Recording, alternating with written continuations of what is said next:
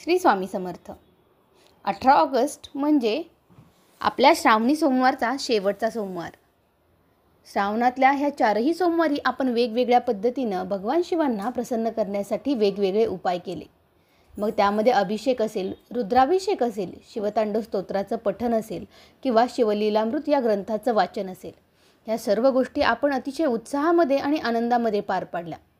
आपल्या इच्छित मनोकामना पूर्ण होण्यासाठी सर्व भाविक भक्तांनी खूप साऱ्या श्रद्धेनं ह्या सर्व उपायांचा समावेश केला. ह्याची फलप्राप्ती तुम्हाला नक्कीच मिळेल. पण आणखीन राहिलेला एक शेवटचा श्रावणी सोमवार देखील तुम्ही तुमच्या इच्छित मनोपूर्तीसाठी नक्की वापरू शकता. या दिवशी मनोभावे आपण भगवान शिवांची पूजा करायची आहे आणि त्यावेळी काय उपाय करायचे आहेत या सर्व गोष्टींची माहिती तुम्हाला मी आजच्या या व्हिडिओमध्ये सांगणार आहे. त्यामुळे व्हिडिओला शेवटपर्यंत न चुकता नक्की ऐका आणि सबस्क्राईब केलं नसेल तर अजूनही आपल्या चॅनेलला सबस्क्राईब करून घ्या. महादेवाच्या मंदिरामध्ये गेल्यानंतर जी सकारात्मक ऊर्जा आपल्याला मिळत असते त्यामधून आपल्याला वेगवेगळे अनुभव येत असतात. शेवटचा श्रावणी सोमवार असल्यानं आपल्याला मंदिरामध्ये खूप गर्दी पाहायला मिळणार आहे. पण तुम्हाला जर जवळून दर्शन नाही भेटले तर दूरवरून का होईना पण महादेवांचं दर्शन घेतल्याशिवाय राहू नका. घरी आल्यानंतर मग तुमच्या सवडीनं आपण घरच्या घरी देखील महादेवाला अभिषेक घालू शकतो. त्यासाठी तुम्ही स्नान करून शुचिर्भूत व्हा आणि देवाची पूजा करा. महादेवाला बेलपत्र आणि पांढरं फूल वाहून भस्मलेपन करा. गाईचं दूध आणि पाणी एकत्र करून ताम्हनात घेतलेल्या शिवलिंगावरती पळीपळीनं घालून ते अभिषेकमध्ये वापरा. हा अभिषेक करताना तुम्हाला ओम नमः शिवाय या मंत्राचा 108 वेळा जप करायचा आहे. तुम्हाला रुद्र म्हणता येत असेल त्यांनी रुद्रपाठ म्हणत अभिषेक केला तरी देखील चालेल. ओम नमः शिवाय या मंत्राचा 108 वेळा जप करताना तुम्ही बेलपत्र वाहिले तरी देखील अतिशय उत्तम. तुम्हाला हे सर्वच जर शक्य नसेल तर तुम्ही ऑनलाईन हे स्तोत्र लावून देखील मन एकाग्र होण्यासाठी ह्या गोष्टीचा वापर करू शकता. पूजा झाल्यावर देवाला आपली इच्छा सांगून ती पूर्ण करण्यासाठी विनंती करा. शुद्ध भाव आणि मनापासून केलेली पूजा महादेवापर्यंत निश्चितच पोहोचेल. श्रावणातल्या शेवटच्या सोमवारी हा सोपा उपाय तुम्ही अजिबात चुकवू नका. यानंतरचा दुसरा उपाय भगवान शिवांच्या मंत्रांचं पठण. भगवान शिवांचा मूळ मंत्र म्हणजे ओम नमः शिवाय याचा वापर आपण अभिषेक करताना करणारच आहोत. यासोबतच ओम साधो जातये नमः, ओम वम देवाय नमः, ओम अघोराय नमः, ओम तत्पुरुषाय नमः, ओम ईशानाय नमः, ओम ह्रीं ह्रौं नमः शिवाय हा शक्तिशाली मंत्र देखील तुम्ही पठण करू शकता. यानंतर नमो नीलकंठाय, ओम पार्वती पतये नमः हा शिवांचा आवडता मंत्र. हे दोन्हीही तुम्ही वाचन आणि पठण करू शकता.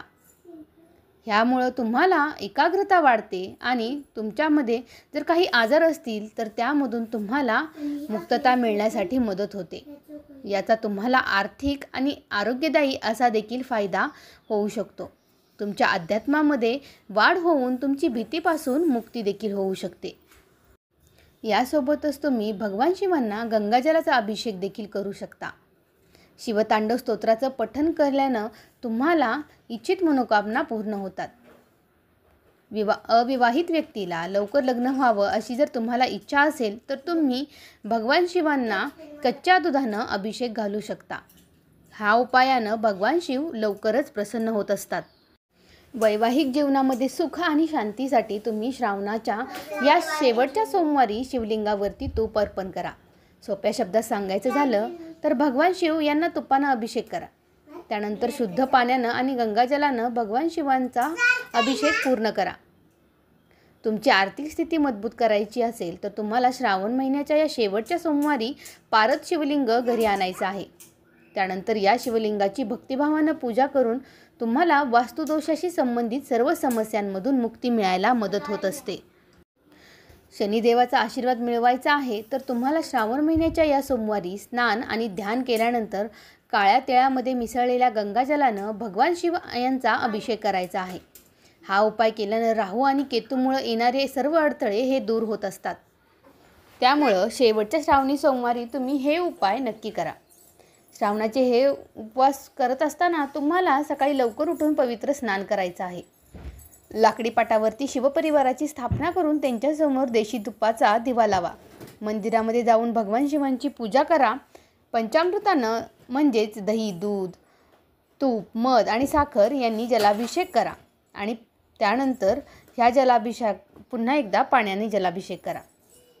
फळं, मिठाई, लाल किंवा पांढऱ्या फुलांची माळ, बेलपत्र, भांग, धतुरा आणि 5, 11 किंवा 21 अशा वस्तू अर्पण करा. पंचाक्षरी मंत्र किंवा महामृत्युंजय मंत्राचा देखील तुम्ही या दिवशी जप करू शकता. आरती करा आणि त्यानंतर पुन्हा एकदा तुपाचा दिवा लावून नमस्कार करा. ह्या सर्व पद्धतीनं तुम्ही शेवटचा श्रावणी सोमवार अतिशय उत्साहामध्ये आणि आनंदामध्ये साजरं करू शकता. भगवान शिवांची आराधना करण्याचे थोडेसेच दिवस राहिलेले आहेत. त्यांचा पुरेपूर वापर करून तुमच्या इच्छित मनोपूर्तीसाठी त्याचा फायदा करून घ्या. व्हिडिओ आवडला असेल तर आपल्या चॅनेलला लाईक, सबस्क्राईब आणि शेअर देखील करायला अजिबात विसरू नका. तुम्हाला सर्वांना शेवटच्या श्रावणी सोमवारच्या देखील खूप खूप शुभेच्छा. श्री स्वामी समर्थ.